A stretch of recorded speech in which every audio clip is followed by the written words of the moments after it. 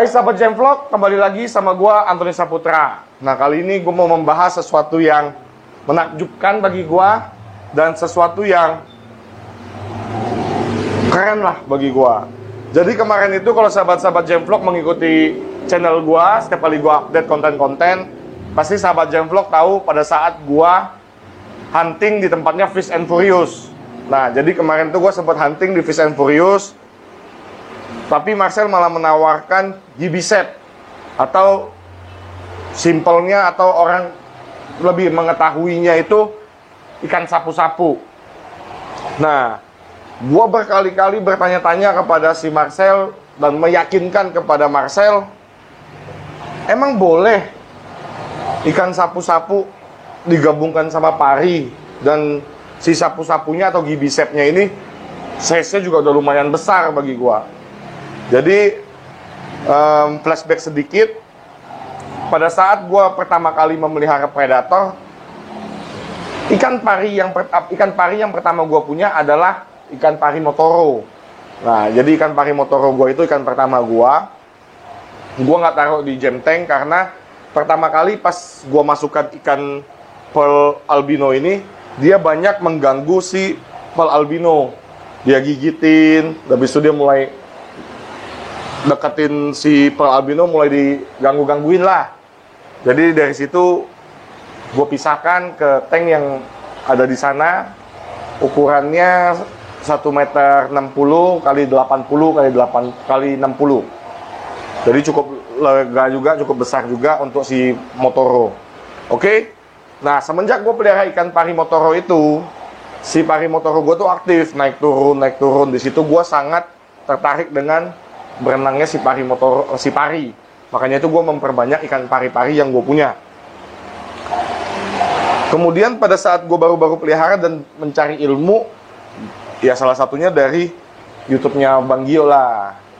Itu dulu awal-awal Bang Gio banyak membahas mengenai stingray. Jadi gue banyak dapat literatur dan juga dapat input dari YouTube channelnya Bang Gio. Karena pada saat itu gue belum buat YouTube channel dan juga masih baru banget lah main di dunia seperti ini. Oke, singkat cerita, gue meyakinkan bahwa di tank gue itu punya 9, ditambah lagi kemarin gue habis hunting ada 10 ikan pari yang ada di jam tank. Karena di beberapa channel Bang Gio dan beberapa channel orang-orang yang memelihara ikan pari sangat mengatakan atau sangat melarang kalau ikan pari kita gabung dengan sapu-sapu. Karena apa? Ikan sapu-sapu itu bisa menghisap lendir yang ada pada badan si ikan pari, sehingga ikan pari ini nantinya akan mati kalau lendirnya habis. Ya, gue nggak mau lah ikan pari yang ada di sini beresiko. Berkali-kali gue tanyakan dan gue yakinkan ke Marcel, memang nggak apa-apa, karena yang sahabat-sahabat Jam Vlog ketahui, GB set atau ikan pari yang gue masukkan ke jam tank ini ukurannya juga nggak kecil, cukup besar. Yang gue masukkan ke sini kurang lebih mungkin size di 30 up ada. Jadi ada ikan pari yang paling kecil di sini yaitu Black Diamond dan juga Galaxy. Nah, Galaxy ini paling sekitar size 22 cm sampai 23 cm up. Dan yang paling kecil itu ada Black Diamond. Itu paling size-nya sekitar 20 sentian lah atau 18 sentian. 18 sampai 20 sentian. Nah, itu paling kecil. Gua khawatirkan si GB set atau si sapu-sapu itu menghisap badan si ikan pari. Tapi diyakinkan gak ada masalah, gua tanggung jawab, kata si Marcel. Ini untuk kepentingan dan kebaikan jam tank lu juga. Jadi sebelumnya banyak sahabat-sahabat Jam Vlog juga komentar, ternyata dasarnya dan kelilingnya jam tank itu kotor ya. Kenapa nggak coba disikat? Kenapa nggak coba dibersihkan? Karena dasar dan pinggiran-pinggiran temboknya dari jam tank ini banyak ditumbuhi lumut. Kita sudah berhasil menjernihkan air, tapi temboknya malah berlumut. Karena UV-nya pelan-pelan gue matikan. Salah satu musuh dari ikan pari juga UV yang berlebihan. Jadi sebenarnya sih nggak boleh ada UV. Tapi kalau untuk memecakan air dulu, untuk menyempurnakan media filter, kita pakai UV dulu sementara, nggak apa-apa. Nah, jadi gitu sahabat Jam Vlog. Akhirnya gue masukkan dah tuh si GB set. Nah, seperti yang sahabat-sahabat Jam Vlog bisa lihat, sekarang permukaan jam tank ini sudah bersih dan lebih bercahaya. Memang masih ada, nggak bersih total, cuman paling tidak ini benar-benar sudah jauh banget daripada dasaran jam tank sebelumnya. Jam tank sebelumnya itu tebel banget, seperti yang ada di dinding sebelah sana tuh. Nah, seperti yang ada di dinding di sebelah sana tuh, itu tebelnya lumayan parah.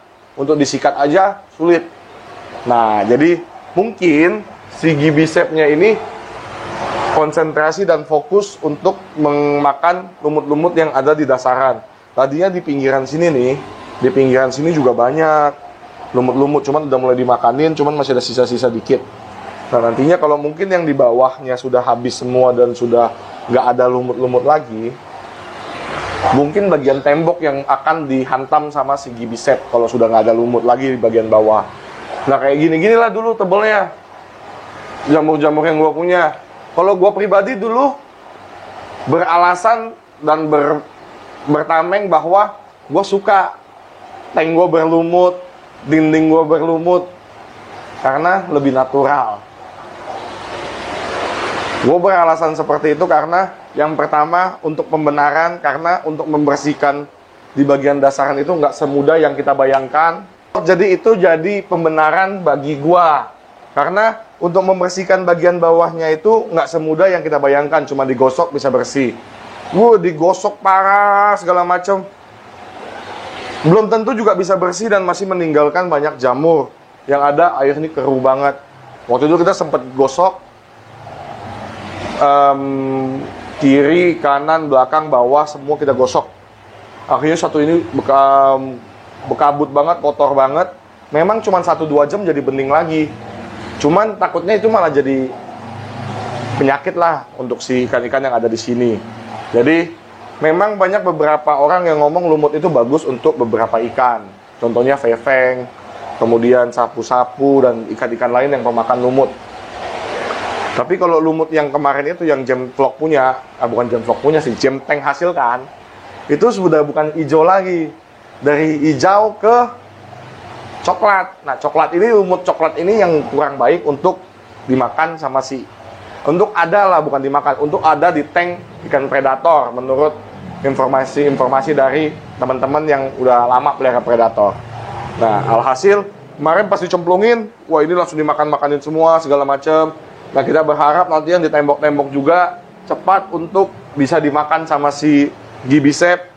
Sampai sejauh ini sudah beberapa hari, 4 harian, Gibicep ada di dalam, ikan pari ada di dalam, nggak dimakanin. Nanti coba kita lihat kalau jamur lumutnya yang sudah ada di tembok ini habis, apakah tetap berbahaya untuk si ikan pari. Karena tiap hari ini gue tetap kontrol dan juga tiap hari tetap gue lihat. Kalau memang sudah dirasa kurang baik atau dirasa berbahaya untuk ikan pari, tentunya pasti akan cepat gue angkat. Sampai sejauh ini sih belum berbahaya dan sampai sejauh ini belum mengganggu pertumbuhan atau kehidupan si pari-pari ini di jam tank. Nah, gitu sahabat Gemvlog, konten gue kali ini ingin berbagi kerennya si Gibicep, masukan dari si Bro Marcel, dan gue beli Gibicep ini juga dari Marcel. Berarti masukannya tuh nggak sembarangan. Walaupun dia pedagang, bukan cuma sembarang mau jualan, tapi memang betul nyata adanya dan juga kegunaannya, fungsinya juga ada. Nah, ini pentingnya juga seller nggak hanya sebagai seller, penjual nggak hanya sebatas yang penting barangnya laku, tapi punya pengetahuan dan punya keyakinan bahwa apa yang ditawarkan ke kita nggak membahayakan ikan-ikan yang sudah ada yang kita punya di tank gitu kan. Kadang kalau seller ada yang mau dagang doang, udah nggak apa-apa, santai, itu ikan nggak ada masalah, nggak akan mematikan, nggak akan membunuh. Ujung-ujungnya malah menghancurkan ikan kita yang sudah ada di sini. Tapi kalau ini benar-benar masukan yang luar biasa. Sekali lagi thank you Marcel. Selain mendapatkan ikan-ikan yang bagus dari Marcel, gue juga mendapatkan input yang bermanfaat, dapat ilmu juga dari dia. Jadi keren. Gitu aja sahabat Gemvlog update kita kali ini. Jangan lupa tetap dukung Gemvlog dengan cara subscribe, like, dan share setiap video-video yang kita punya, supaya semakin banyak lagi orang yang tahu tentang Gemvlog. Oke sahabat Gemvlog, sampai ketemu lagi di video selanjutnya. Bye.